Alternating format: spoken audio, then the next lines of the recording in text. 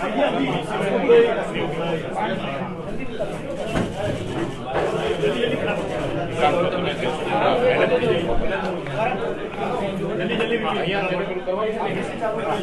રાખો છો,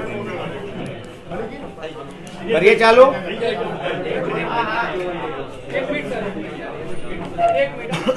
હા વાંધો નહીં, તમે કોઈ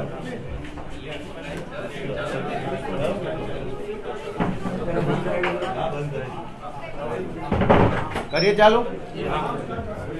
ચલો, આજની આ પ્રેસ કોન્ફરન્સમાં ઉપસ્થિત તમામ મીડિયા સાથી મિત્રોનું ખૂબ ખૂબ સ્વાગત અને વિશેષ આભાર સૌ મીડિયા મિત્રોનો કે આજે સવારથી આપ તમામ મિત્રો અમદાવાદથી છેક ભાવનગર, ભાવનગરથી અમદાવાદ આટલી સખત મહેનત ગુજરાતની અંદર શિક્ષણ વ્યવસ્થા સારી થાય અને શિક્ષણના માધ્યમથી રાષ્ટ્ર નિર્માણ થાય એના માટે તમે યોગદાન આપો છો, બધાનો ખૂબ ખૂબ આભાર માનું છું।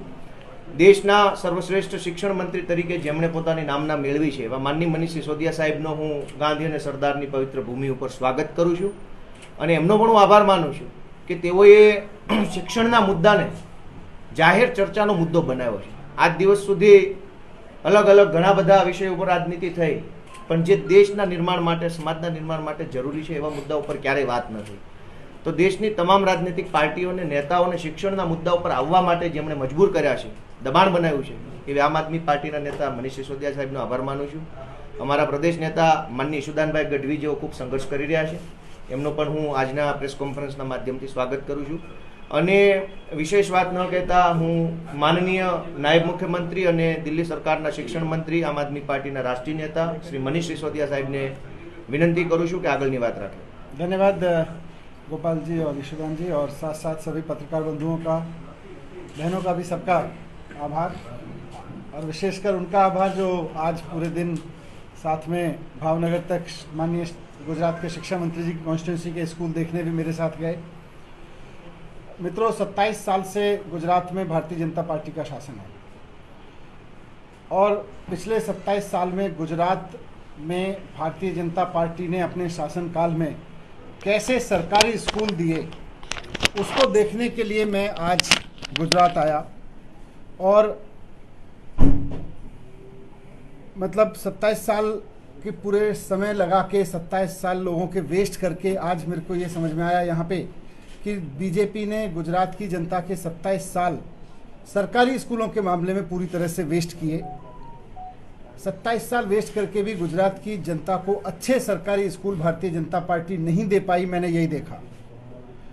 इस बारे में थोड़े दिन पहले आप में से कुछ पत्रकारों ने जब गुजरात के माननीय शिक्षा मंत्री जीतू भाई जी से बात की थी तो उन्होंने बड़े अहंकार के साथ ये कहा था कि गुजरात की शिक्षा व्यवस्था, गुजरात के सरकारी स्कूल बहुत शानदार हैं और जिनको गुजरात के स्कूल अच्छे नहीं लगते वो जाके दिल्ली चले जाएं, दिल्ली में स्कूल पढ़ लें। जब उन्होंने ये बात बड़े अहंकार के साथ कही तो मुझे लगा कि कुछ तो किया होगा जीतू भाई ने, कुछ तो सरकारी स्कूलों में या बीजेपी ने पिछले 27 साल में कुछ तो किया होगा, मैं उसको देखने चलता हूँ। और इसीलिए मैंने सोचा कि पहले शिक्षा मंत्री जी के विधानसभा क्षेत्र, उनके गृहनगर के ही कुछ सरकारी स्कूल देख लिए जाएं। तो आज मैं शिक्षा मंत्री जी के गृहनगर में, भावनगर में 2 सरकारी स्कूलों में गया। दोनों सरकारी स्कूलों में आप देख लीजिए कि गैलरी से लेकर क्लासरूम तक कोई कोना ऐसा नहीं था जहां मकड़ी के मोटे मोटे जाले इस तरह से ना लगे हों जैसे बहुत पुराने कबाड़ घर में लगे होते हैं। वर्षों से बंद कबाड़ घर में जिस तरह के मकड़ी के मोटे मोटे जाले पूरे छतों पे, खिड़कियों पे, दीवारों पे जिस तरह से लगे होते हैं, उस तरह के मकड़ी के जालों में जीतू भाई गुजरात में अपनी विधानसभा के क्षेत्र के बच्चों को पढ़ा रहे हैं सरकारी स्कूलों में। मैंने देखा वहां पे कि टीचर्स नहीं है, और टीचर्स नहीं है, कई जगह तो गेस्ट टीचर्स लगाए गए हैं। और बड़ा आश्चर्य हुआ मुझे टीचर्स से बात करके कि उनको महीने महीने की सैलरी पर रखा गया है। 1 महीने के लिए उनको रखा जाता है, फिर उनका रिन्यू किया जाता है, फिर उनका रिन्यू किया जाता है। मतलब जो टीचर्स वहाँ पढ़ा रहे हैं उनको बेचारों को ये पता ही नहीं है कि अगले महीने उनकी नौकरी रहेगी कि नहीं रहेगी। स्कूलों में टॉयलेट्स नहीं है, टॉयलेट से बदबू आ रही है, कोई आदमी 1 मिनट नहीं खड़े हो सकता। और हम ये अपेक्षा कर रहे हैं कि वहाँ बच्चे आके 7 घंटे पढ़ लेंगे, टीचर्स आके 7 घंटे पढ़ा लेंगे, महिला टीचर 7 घंटे पढ़ा लेंगी एक ऐसी बिल्डिंग में जहाँ टॉयलेट्स तक नहीं है। कैसे हम ये अपेक्षा कर रहे हैं? खुद शिक्षा मंत्री जी गुजरात के अपने होम टाउन में इतना बुरा हाल है। मुझे बड़ी आश्चर्य चीज़ एक और पता चली, भावनगर में गया तो वहाँ के पेरेंट्स ने मुझको बताया, वहाँ कुछ पेरेंट्स भी आ गए, एक सरकारी स्कूल बंद किया जा रहा है। और मुझे वहाँ के लोगों ने बताया कि किस तरह से गुजरात के जो अभी शिक्षा मंत्री जी हैं, जीतू भाई जी, उनके परिवार का एक प्राइवेट स्कूल कॉलेज भी है। और लोग बड़े आश्चर्य के साथ बता रहे थे कि जीतू भाई के परिवार को सरकारी प्राइवेट स्कूल, प्राइवेट कॉलेज चलाना अच्छे से आता है, वो बहुत शानदार चल रहा है। सरकारी स्कूल चलाने में फेल है, प्राइवेट स्कूल अपने परिवार का अच्छे से चलाना आता है। तो ये तो बीजेपी का एक बहुत बड़ा फेलियर है कि उन्होंने ऐसे आदमी को लगा रखा है। या तो बीजेपी की मंशा नहीं है कि सरकारी स्कूल ठीक हों, या उनके मंत्री की योग्यता नहीं है कि वो सरकारी स्कूल को ठीक से चला जाएं। खुद जीतू भाई ने विधानसभा में, गुजरात की विधानसभा में बताया था कि उनके 13,000 स्कूलों में तो कोई कंप्यूटर नहीं है। आप सब ने भी उसको खूब चलाया था, मैंने मीडिया के माध्यम से देखा था। 700 स्कूल ऐसे हैं जहां केवल एक टीचर पढ़ाते हैं। आप सबके माध्यम से मैं कहना चाहता हूं कि ये जो हालत है, एक्चुअली ये आज जो हमने देखा, ये बात सरकारी स्कूलों की नहीं है, ये हालत सरकारी स्कूलों की नहीं है, देश के भविष्य की है, इन बच्चों के भविष्य की है, उन परिवारों के भविष्य की है जो यहाँ पे पढ़ रहे हैं। 27 साल में भारतीय जनता पार्टी सारे गुजरात के सारे सरकारी स्कूलों को ऐसा नहीं कर पाई कि वहाँ कम से कम यार मकड़ी के जाले तो ना हो, कम से कम वहाँ पीने का पानी, टॉयलेट की व्यवस्था तो हो जाए, कम से कम वहाँ बच्चा आए तो उसको ये तो ना लगे कि मुझे किसी कबाड़ खाने में पढ़ने जाना है, ऐसा तो ना लगे। कम से कम इतने तो सारे सरकारी स्कूलों को 27 साल में कर सकते थे। और ये करना कोई रॉकेट साइंस नहीं है। आज जब मैं ये बात कह रहा हूँ तो बहुत जिम्मेदारी के साथ कह रहा हूँ। मैं 7 साल पहले दिल्ली के सरकार में शामिल हुआ, माननीय अरविंद केजरीवाल जी ने वहाँ पे बीड़ा उठाया कि हमें सरकारी स्कूल ठीक करने हैं। अभी मैं एक छोटा सा वीडियो आपको दिखाऊंगा। इससे बुरी हालत थी जैसे आज स्कूल में देख के आया हूँ, इससे बुरी हालत थी 2015 में दिल्ली के सरकारी स्कूलों की। लेकिन अगर 5 साल में एक गंभीर सरकार, केजरीवाल जी की सरकार, दिल्ली के सरकारी स्कूलों को बदल सकती है, तो फिर यहाँ तो 27 साल हो गए भारतीय जनता पार्टी को। क्या भारतीय जनता पार्टी में ये विजन नहीं है या उनकी ये समझ नहीं है कि सरकारी स्कूलों को कैसे ठीक किया जाता है? क्या भारतीय जनता पार्टी ये नहीं सुनिश्चित कर सकती कि गुजरात के सभी सरकारी स्कूलों को कम से कम एक मिनिमम स्टैंडर्ड तक, इतने तक तो ले आए कि वो सरकारी स्कूल ऐसा ना लगे जैसे कबाड़ खाने के दरवाजे खोल दिए। रोज बच्चे पढ़ने आते हैं, रोज बेचारे टीचर पढ़ाने आते हैं वहाँ पे, लेकिन एकदम ऐसा लगता है जैसे कबाड़ खाने के दरवाजे खोल दिए गए हों कई साल बाद, कोई कबाड़ खाना बंद पड़ा हो। मैं तो आज आश्चर्य रह गया दोनों के दोनों स्कूलों को देख के वहाँ पे। मैं आपको एक छोटा सा वीडियो थोड़ा सा दिखाना चाहता हूँ कि दिल्ली में कैसे शुरू हुआ था। उसके बाद में थोड़ी सी 1-2 चीजें और रखूंगा आपके समक्ष, फिर हम सवाल जवाब करेंगे। आजादी के 69 साल। इन 69 सालों में दिल्ली के सरकारी स्कूलों की हालत, जहां लाखों बच्चे पढ़ते हैं, उन्हें बद से बदतर होता देखा है हमने।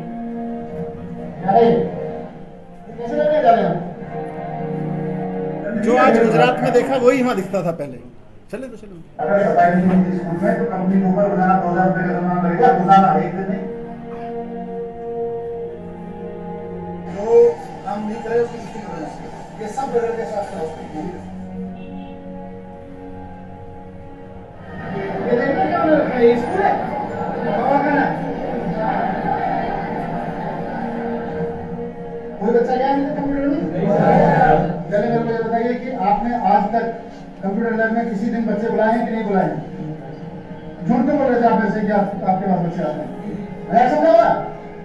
तस्वीरें दिल्ली के प्रेसिडेंट स्टेट में बने सरकारी स्कूल की हैं।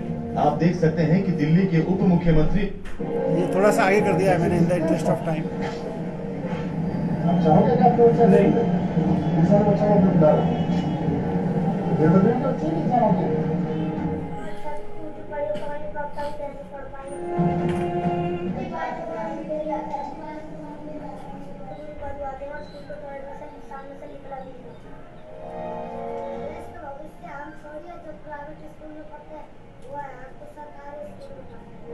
दिल्ली के सरकारी स्कूलों में 16 लाख बच्चे पढ़ते हैं। आज तक की किसी भी हकीकत यह है कि आप झूठ बोल रहे हैं। दिल्ली के अधिकतर स्कूलों की यही हालत है। इंजीनियर सब मिनिस्टर 25-20 साल तक खुद आके स्कूलों में दौरे करके जाते थे।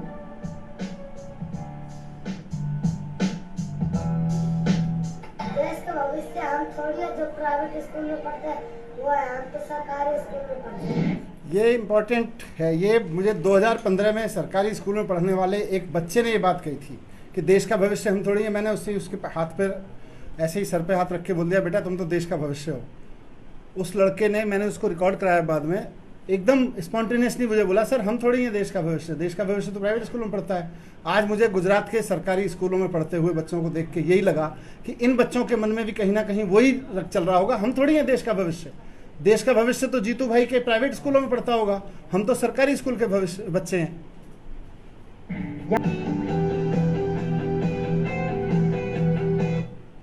ये सिर्फ थोड़ा सा एक वीडियो रेफरेंस आपके साथ शेयर कर देंगे, रेफरेंस के लिए दिखाया कि 2019 में, आज आप जो पत्रकार साथी गए आपने तो देखा होगा, एकदम यही है, इससे बुरी हालत दिल्ली के स्कूलों की होती थी।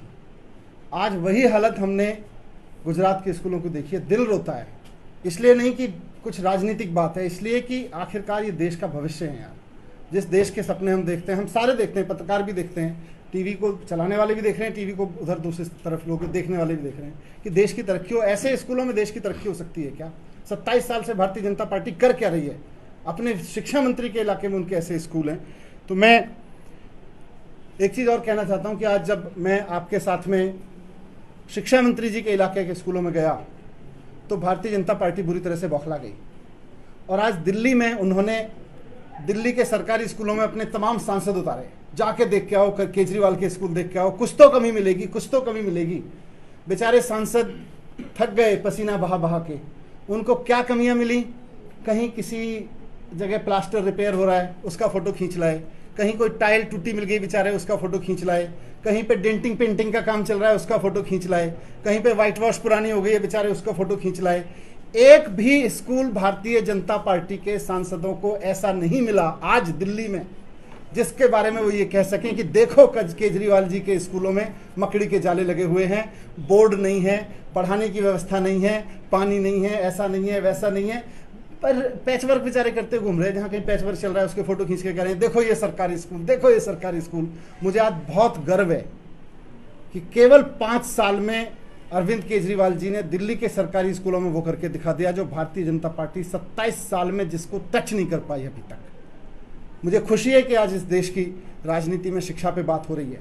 मुझे खुशी है इस बात की कि जब मैं गुजरात के सरकारी स्कूलों में गया तो भारतीय जनता पार्टी ने अपने सांसदों का पूरा दल दिल्ली के सरकारी स्कूलों में उतार दिया। इससे बढ़िया मेरे लिए कोई गर्व की बात नहीं हो सकती कि इस देश की राजनीति में शिक्षा पे बात हो रही है। आइए शिक्षा पे बात करते हैं, शिक्षा पे राजनीति करते हैं, इस देश के भविष्य को बनाने की बात करते हैं। मैं आखिर में आप सबके माध्यम से गुजरात के माननीय शिक्षा मंत्री जी और माननीय मुख्यमंत्री जी को दिल्ली भी आमंत्रित करना चाहता हूं। बिना किसी वैरभाव के आप आइए दिल्ली में। गुजरात के शिक्षा मंत्री या गुजरात के माननीय मुख्यमंत्री जी अगर दिल्ली आएंगे तो ऐसा नहीं है कि किसी का कद बड़ा हो जाता है, किसी का कद घट जाएगा। आइए दिल्ली में 5 साल में बहुत काम हुआ है, 27 साल में कहीं कुछ चूक आपसे रही है। आप एक बार देखिए कि कोई हो सकता है कोई चीज़ आपको भी समझ में आए। तमिलनाडु के माननीय मुख्यमंत्री जी भी आए, कई और राज्यों के मंत्री भी आते हैं, उसमें कहीं कोई छोटा बड़ा नहीं होता है। आइए आके देखते हैं कि कैसे ठीक किए जा सकते हैं। दूसरा, मैं आप सब पत्रकार बंधुओं को, आपके सभी सीनियर संपादकों को भी आमंत्रित करता हूं कि आप भी आएँ। कभी भी दिल्ली के किसी भी सरकारी स्कूल में आप आएँ, दिल्ली के किसी भी क्षेत्र में आप आएँ और आप हमें बताएं कि हम दिल्ली के फलां क्षेत्र में सरकारी स्कूल में फलाने में जाना चाहते हैं। आपका बहुत बहुत स्वागत है। Thank you. गणेश जी, आगामी जो इलेक्शन आ रहा है उसमें आम आदमी पार्टी किस पार्टी के साथ गठबंधन करेगी? हमारा गठबंधन केवल और केवल गुजरात की जनता के साथ होगा और गुजरात के लोग महत्वपूर्ण हैं। जिन लोगों के बच्चे यहाँ पढ़ रहे हैं वो महत्वपूर्ण हैं। उन लोगों को सारा गठबंधन करना है आम आदमी पार्टी के साथ। बीजेपी के साथ आपका गठबंधन होगा?